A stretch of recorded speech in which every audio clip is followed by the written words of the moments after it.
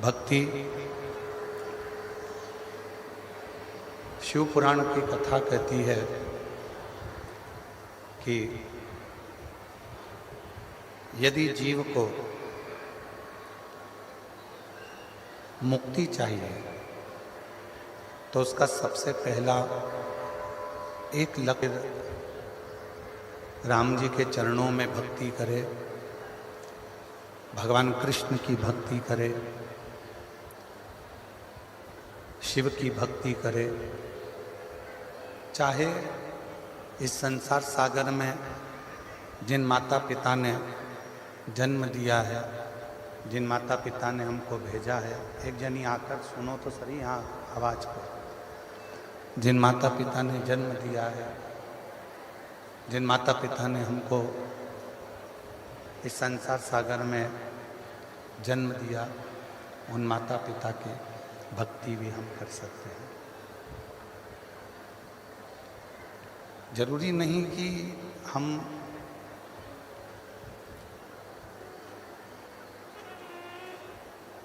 राम को भजेंगे तो ही मुक्ति मिलेगी, कृष्ण को भजेंगे तो ही मुक्ति मिलेगी, शिव को भजेंगे तो ही मुक्ति मिलेगी। शिव महापुराण की कथा तो ये तक कहती है कि आप यदि अपने माता पिता के चरणों की भी सेवा कर रहे हो, माता पिता के चरणों की सेवा में भी लगे हुए हो, माता पिता के चरणों की सेवा में भी अगर तत्पर हो, तो भी निश्चित है कि मुक्ति मिलना ही। जैसे पौंडलिक की कथा थी, पौंडलिक ने करा था। रुपये से इसमें आवाज तो आई नहीं है।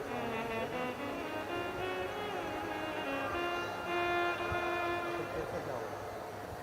यहाँ तो आवाज ही नहीं है, पूरा उनको भेजना तो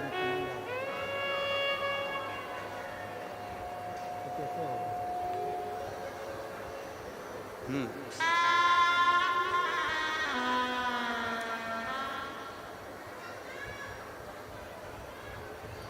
पौंडलिक की कथा कहती है। पौंडलिक की कथा वर्णन करती है कि पौंडलिक ने कहीं पर भी जाकर कोई तप नहीं करा, पौंडलिक ने कहीं जाकर कोई साधना नहीं करी, पौंडलिक ने कहीं जाकर कोई डेरा नहीं बनाया। पौंडलिक ने तो केवल एक कार्य करा और वो अपने माता पिता की सेवा करे। और माता पिता की सेवा का, माता पिता की सेवा का जो फल पौंडलिक को मिला, वो स्वयं पंढरपुर में हरिविठ्ठल आकर विराजमान हो जाते हैं, जो पौंडलिक के सम्मुख में आते हैं।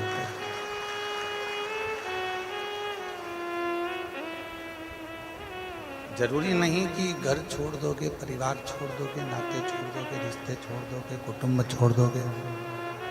आप अपना कुटुंब छोड़ दो, रिश्ते छोड़ दो, नाते छोड़ दो, फिर भगवान मिलेगा, ईश्वर मिलेगा, हम तक मिलेगा।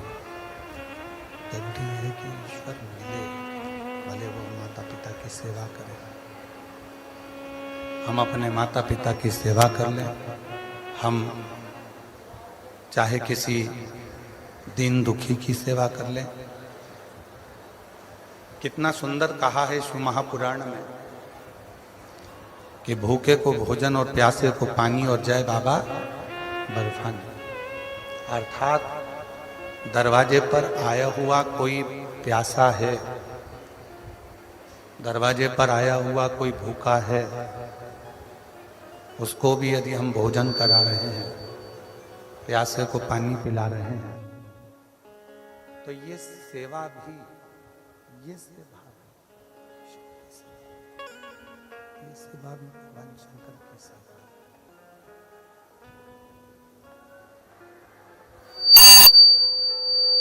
ये सेवा भी भगवान शिव की ही सेवा।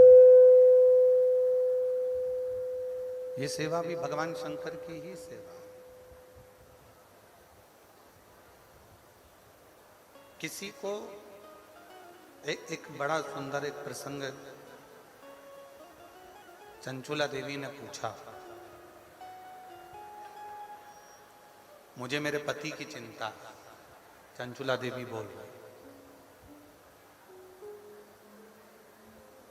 तो तुमरुका जी ने पूछा कि तुम्हें तुम्हारे पति की क्या चिंता है? तो कहा कि मेरा पति प्रेत योनि में पड़ा हुआ और मेरा पति प्रेत योनि में पड़ा है और वो प्रेत योनि से बाहर नहीं निकल, तो उसकी चिंता तो मुझे है।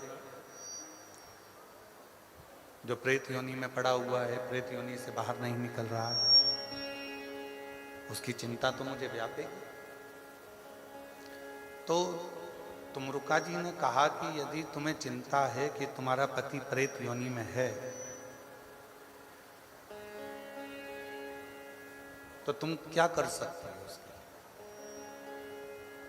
तुम उसके लिए करोगे क्या? क्या कर सकते हो? तो चंचुला देवी ने कहा कि मैंने सुना है, पार्वती माता ने मुझसे कहा है, पार्वती जी ने मुझसे कहा है, माँ जगत जननी जगदम्बा पार्वती जी मुझसे बोली हैं कि आप यदि शिव महापुराण की कथा करवाती हो और उस कथा को यदि तुम्हारा पति श्रवण करता है तो निश्चित है कि वो प्रेत योनि से छूट जाए, प्रेत योनि से मुक्त हो जाए। चंचुला देवी कहती है कि मुझे चिंता व्याप रही, मेरा पति प्रेत योनि में है, उस प्रेत योनि से मुक्त करने की मुझे चिंता व्याप। संसार सागर में ऐसे ना जाने कितने हैं जो केवल एक चिंता के घेरे में घिरे हुए, पर शिव महापुराण की कथा कहती है, भगवान शंकर का चरित्र कहता है, शिव तत्व कहता है, शिव पुराण कहती है कि चिंता को छोड़कर तुम्हारे बस में जितना है कम से कम उतना तो करो। जब तुम्हारे बस में जितना होगा उतना भी तुम करोगे तो तुम्हारी चिंता धीरे धीरे मिटना प्रारंभ हो जाएगी और शिव की कृपा। आज व्यक्ति के बस में जितना है वो उतना भी नहीं करना चाहता। कई लोग ऐसे भी हैं संसार सागर में जो ये विचार करते रहते हैं कि जो करेगा वो ईश्वर करेगा, मुझे कुछ करना ही नहीं। कई लोग ऐसे हैं संसार सागर में जो विचार कर बैठे हैं कि मुझे कुछ नहीं करना, करेगा तो ईश्वर करेगा,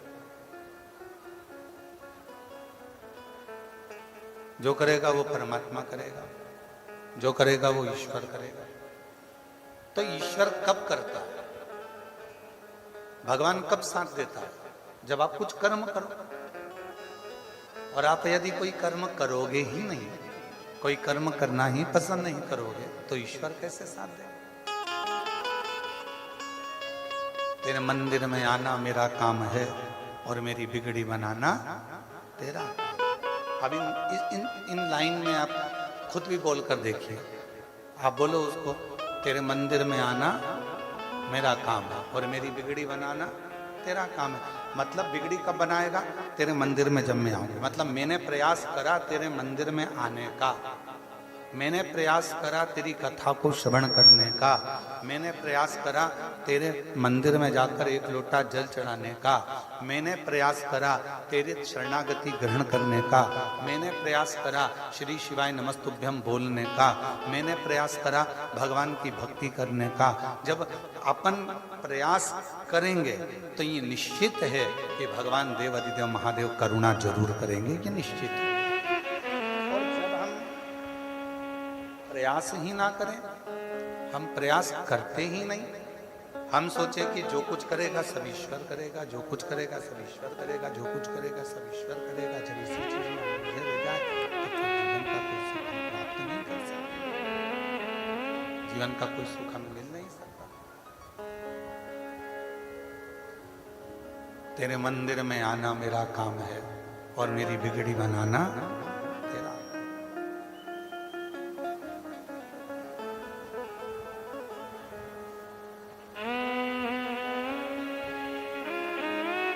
तुम रुका जी कर चंचुला।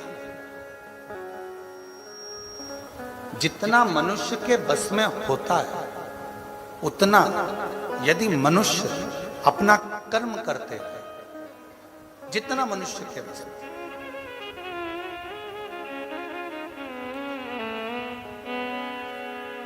तो मानव अपने लक्ष्य तक पहुंच जरूर है। एक सुंदर प्रसंग आता है।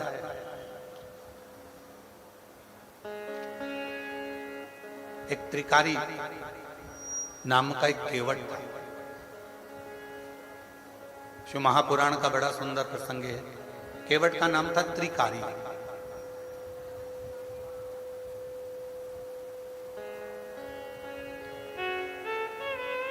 एक नदी के तट पर रहता था।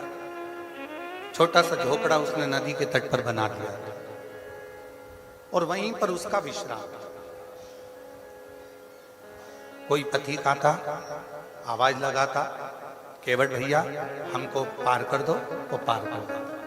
पर उसका एक नियम बड़ा प्रबल था। एक नियम उसका इतना प्रबल था और वो नियम था उसका, सबसे पहले किसी पथिक को छोड़ने से पहले सबसे पहला शुरुआत अगर कहीं से करता था तो नदी के तट पर जितनी भी निर्माल्य कोई डाल कर जाता था, नदी के तट पर जितना भी निर्माल्य कोई पटक कर जाता था, नदी के तट पर जितना भी निर्माल्य कोई छोड़ कर जाता था, उस निर्माल्य को एकत्रित करता था। उस निर्माल्य को एकत्रित कर कर उस निर्माल्य को ले जाकर बीच धार में ले जाकर छोड़कर विसर्जन कर देता था। 4 किलोमीटर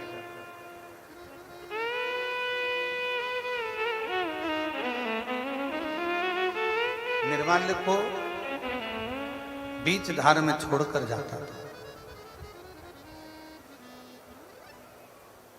पूरे तट का निर्माल्य एकत्रित करता और एकत्रित करने के बाद उसको बीच धार में पानी भरकर जहां पानी बहता उसी में उसको छोड़ देता। त्रिकारी केवट केवल एक ही कार्य करता था कि जितना भी निर्माल्य मिल जाता नाव में रख लेता और उसको बीच धार में छोड़ देता।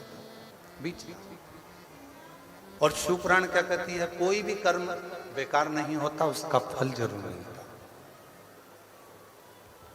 संसार सागर में जन्म लेने वाला मनुष्य जो करता है उसका फल 100 गुना मिलता जरूर है। एक चावल का दाना मनुष्य पृथ्वी में बोता है, 100 चावल के दाने प्राप्त करता है। एक गेहूं का दाना पृथ्वी में बोता है, 100 गेहूं के दाने प्राप्त करता है। एक सोयाबीन का दाना पृथ्वी में बोता है, 100 सोयाबीन के दाने प्राप्त करता है। एक तिल्ली जमीन में बोता है, 100 तिल्ली प्राप्त करता है। उसी तरह मनुष्य एक गाली अगर किसी को देता है तो 100 गाली उसको सुनने को भी मिल जाती है। और एक अच्छी वाणी अगर मुख से बोलता है तो 100 जगह से उसकी बड़ाई हो जाती है। उसी तरह एक अच्छा कर्म जब हम अपनी जिंदगी में करते हैं तो 100 अच्छे कर्म वाले हमसे जुड़कर हमारी मंजिल तक हमें पहुंचाने का प्रयास है। वो 100 गुना अपने आप होगा।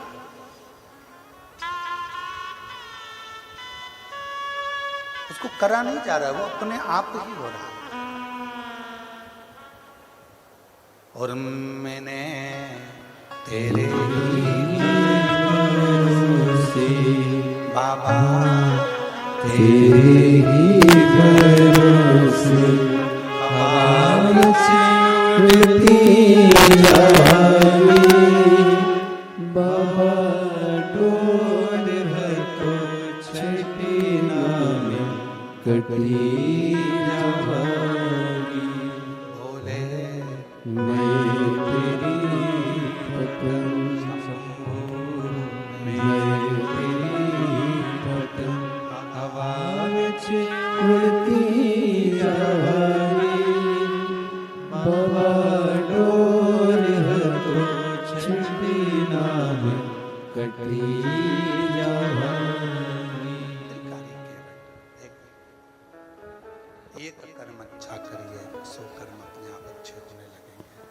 काम अच्छा करिए सो काम अच्छा करिए।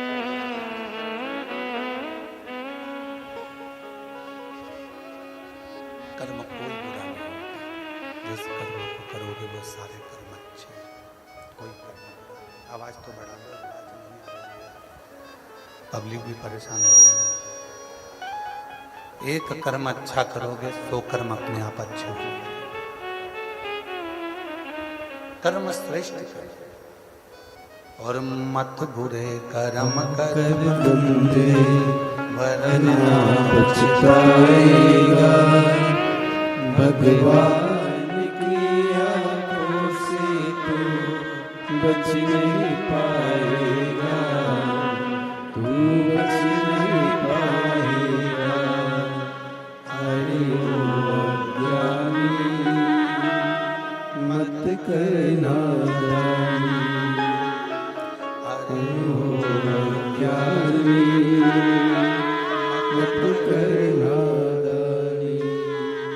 तेरे कर्म का फल भी तू ही पाएगा, जैसा किया तूने तेरे आगे आएगा। मत बुरे कर्म कर बंदे, वरना पछताएगा। भगवान की आंखों से तू बच नहीं पाएगा, तू बच नहीं पाएगा। अरे ओ अज्ञानी मत करना दानी। भगवान शंकर का चरित्र कह रहा है, शिव महापुराण की कथा कह रहा है, शिव तत्व कह रहा है। त्रिकारी घाट पर पड़े हुए सारे निर्माल्य को एकत्रित करता है और उस एकत्रित करे हुए निर्माल्य को नदी की बीच धार में, जहाँ पानी बहुत तेज मात्रा में बह रहा हो, वहां ले जाकर छोड़ देता है। कोई भी कर्म आप अपनी जिंदगी में जितने कर्म कर रहे हो, कर्म यदि आपका श्रेष्ठ है तो उसका फल भी श्रेष्ठ ही हो। जो कर्म कर रहे हो उसका फल आपको श्रेष्ठ ही मिलना, अच्छा ही मिलना।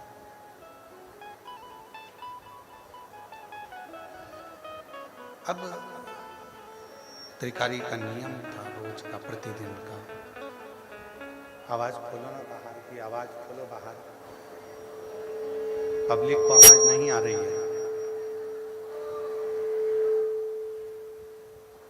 त्रिकारी का जो नियम था, उस नियम से भगवान शिव बड़े प्रसन्न हुए, भगवान शंकर बड़े प्रसन्न।